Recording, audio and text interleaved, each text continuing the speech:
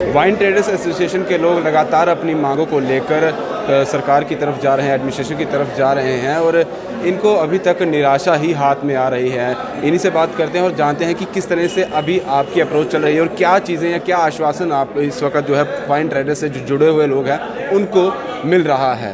Sir, लगातार आपकी तरफ से अलग अलग लोगों से मिला जा रहा है, एलजी साहब से भी आप मिले हैं, बीजेपी के लोगों से भी आप मिले हैं, क्या चीज़ें सामने आ रही हैं, क्या आश्वासन आपको दिया जा रहा है? देखिए, जहाँ तक प्रश्न है माननीय उपराज्यपाल महोदय जी से, उनसे हमारा प्रतिनिधि मंडल मिला है। माननीय जसरोटा हमारे जो जसरोटिया जी हैं, अध्यक्ष जम्मू वाइन ट्रेडर एसोसिएशन के, उनके माध्यम से हमने यही अपना प्रयास रखा है कि वहाँ तक वो सारी बातें वहाँ माननीय उपराज्यपाल महोदय जी से पहुँचाई जाएँ। उन्हीं को मद्देनज़र रखते हुए उन्होंने हमारी बातों को सुना है और वो इन चीज़ों के बारे में पूरी तरह हम सोच रहे थे कि उनको पूरा ज्ञान नहीं होगा हमारी इन कठिनाइयों के बारे में। वही कठिनाइयाँ हमने उनके समक्ष रखी और हमें बड़ी उम्मीद है कि आने वाले कार्यकाल में हमें कोई अच्छा कोई संकेत दिखेगा, क्योंकि उन्होंने कहा है कि मैं इस पर विचार करूँगा आपकी बातों पर।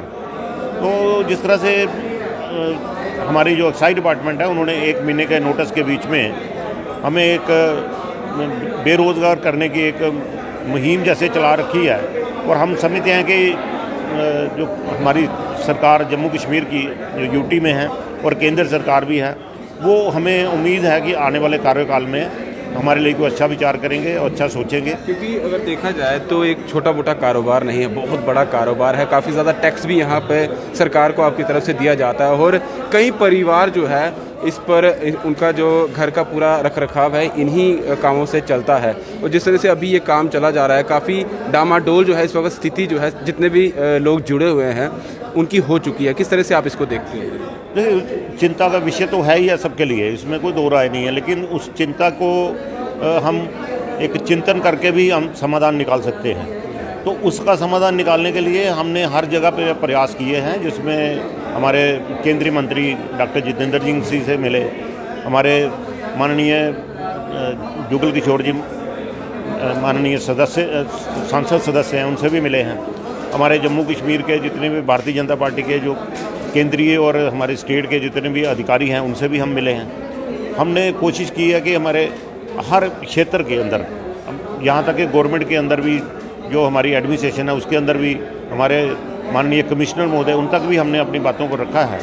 और यूँ ही परसों ही हमने माननीय हमारे उपराज्यपाल महोदय उनसे भी भेंट की है और हमने अपनी समस्या को समक्ष उनके सामने रखा है कि आप इस पर विचार करें। है कि कुछ पॉजिटिव निकल के आएगा, क्योंकि अगर जिस तरह से आपने कहा कि आप भारतीय जनता पार्टी के लोगों से भी मिले हैं, लेकिन जब अगर सरकार की बात की जाए, सेंटर की सरकार की बात की जाए, तो कोई भी पॉलिसी या एडमिनिस्ट्रेशन की बात की जाए, उनकी तरफ से कोई भी पॉलिसी लाई जाती है तो वो इम्प्लीमेंट करके ही छोड़ते हैं। ऐसी चीज़ें आप भी देखते आए हैं, तो आपको लगता है कि इसमें कुछ ऐसा रास्ता निकल के आएगा जिसमें आपको कुछ समाधान होगा? देखिए, इसमें जो पॉलिसी के अंदर बड़े खुला हैं, जहाँ अभी मुझे नहीं लगता है कि हम जम्मू के लोग उसमें हम कहीं भी स्टैंड कर पाएंगे।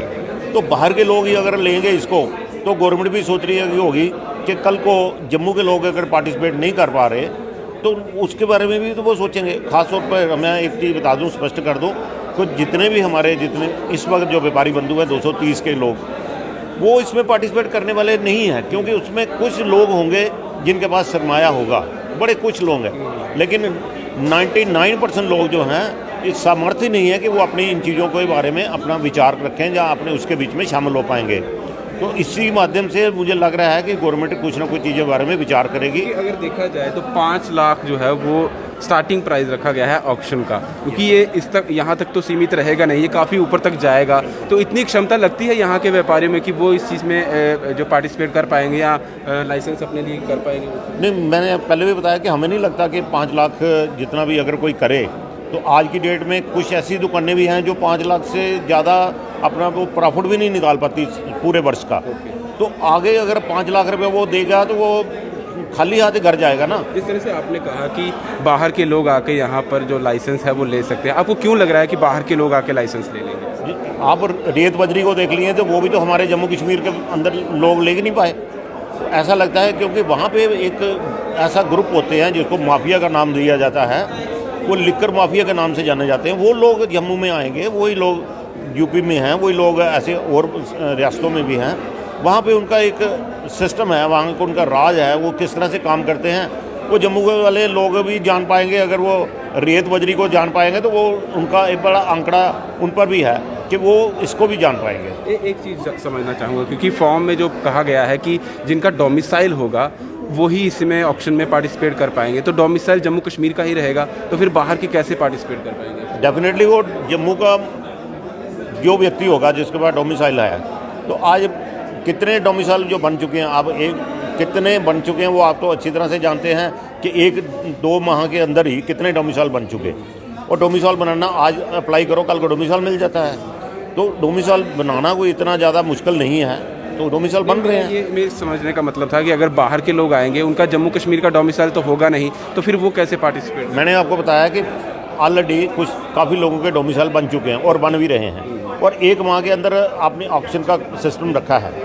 तो 1 माह के अंदर वो किसी भी, जैसे मेरे व्यक्ति को, जैसे मुझे समझ लीजिए मेरे पास डोमिसाइल है, तो वो मेरे को आगे करके पीछे तो वही लोग रहेंगे, तो काम धंधा उनके पास रहने वाला है। जम्मू के पास इतना सामर्थ्य नहीं है कि वो अपना निजी काम धंधा कर पाए। सीधे शब्दों में कहें कि यहाँ के जितने भी वाइन ट्रेडर से जुड़े हुए लोग हैं जिनका काम चल रहा है, वो इस ई बीडिंग में शामिल नहीं होंगे, ऐसा लगता है, क्योंकि उनके पास सामर्थ्य नहीं है। जो जिस तरह से हम इनकी प्रॉफिटेबिलिटी का हम सोचते हैं कि इसके व्यापार के अंदर कितना प्रॉफिट है, तो जो लोग पार्टिसिपेट कर ही नहीं पाएंगे, जिनका कारोबार ही यही है, इसी से उनका जो खाना पीना है वो चलता है, फिर वो आगे करेंगे क्या? यही तो विडंबना है कि वो लोग इतना मुश्किल में गुजारा कर रहे थे, ऑलरेडी उतनी लाइबिलिटी हैं। हमने माननीय उपराज्यपाल महोदय जी से यही प्रार्थना की है कि आपने हमें 1 माह का समय दे रहे हैं, 1 माह के अंदर हम अपने आप को कैसे संभाल पाएंगे। और एक चीज़ होती है कि हर एक व्यक्ति ने, हमें तो पता नहीं था ना उनकी पॉलिसी चेंज होनी है। 2023 तक हमारे लाइसेंस रीन्यू है। अब 2023 के रीन्यू होने के बाद भी हमने उनसे यही प्रार्थना की कि ये 230 लोग हैं, आप इन पर विचार कीजिए, उनको 2 साल का समय दीजिए, और जिस क्षेत्र में अगर आप इसका ई टेंडरिंग का अगर आप एक्सपेरिमेंट करना चाहते हैं, आप उन क्षेत्रों के लिए एक्सपेरिमेंट कीजिए। 2 साल के बाद आप बाकियों को भी कर दीजिए, लेकिन आपको भी एक्सपेरिमेंट हो जाएगा कि क्या चल रहा है, क्या कैसे हो सकता है या नहीं हो सकता। उसके लिए हमने उनसे प्रार्थना की थी कि हम पर लाइबिलिटीज़ हैं बहुत, जैसे किसी का होम लोन है, हर एक बंदे ने प्लानिंग की होती है, किसी का एजुकेशन लोन है, किसी का मेडिकल लोन है। हर एक व्यक्ति इस चीज़ों में ग्रस्त होता है और अपने आप को कोशिश करता है कि अपने आप को उस तरह से रखा जाए कि मैं आने वाले 2 सालों में इन इंस्टॉलमेंटों को दे पाऊँगा। एजुकेशन लोन में आज बच्चों को आज एजुकेशन चल रही है, तो वो हम आज तो बंद नहीं कर सकते। आज स्कूल से या कॉलेज से उनको अच्छी हायर एजुकेशन से जो जितने बच्चे पढ़ रहे होते हैं वो आज तो वापस नहीं कर सकते। इसलिए उनकी एजुकेशन का ध्यान रखते हुए या व्यक्तियों के जो स्वास्थ्य का ध्यान रखते हुए, ऐसे बहुत व्यक्ति हैं जो बिल्कुल निर्धन हैं, ऐसे भी हैं, तो उन लोगों का भी ध्यान रखिए।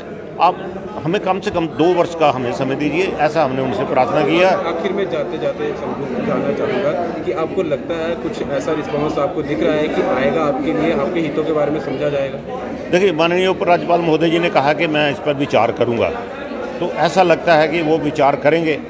तो हमें काफ़ी उनसे उपेक्षा भी है, हम उम्मीद कर रहे हैं और हमें इन पर विश्वास भी है कि वो हमारी इस रियासत के पितामह हैं, तो वो अपने बच्चों का ध्यान रखेंगे, ऐसा हम मान के चलते हैं। चलिए, शुक्रिया सर हमसे बात करने के लिए। तो सीधे तौर पर इनका यही कहना है कि एलजी साहब से इनकी बात हुई है और पूरा अब दारोमदार उन्हीं पर है, क्योंकि आश्वासन उनकी तरफ से दिया गया है कि पॉजिटिव वाइब्स आई हैं। अब देखते हैं कि क्या हो पाता है, क्योंकि कम नहीं, काफ़ी ज़्यादा लोग और काफ़ी कारोबार जो है जुड़ा हुआ है। टैक्स भी सरकार को इसी की यहीं से जाता है, और क्या चीज़ें इनके सामने आती है वो देखने वाली बात होगी। फिलहाल दीजिए इजाज़त। दीपक भंडारी के साथ Rahul Singh, the state central के लिए। नमस्कार।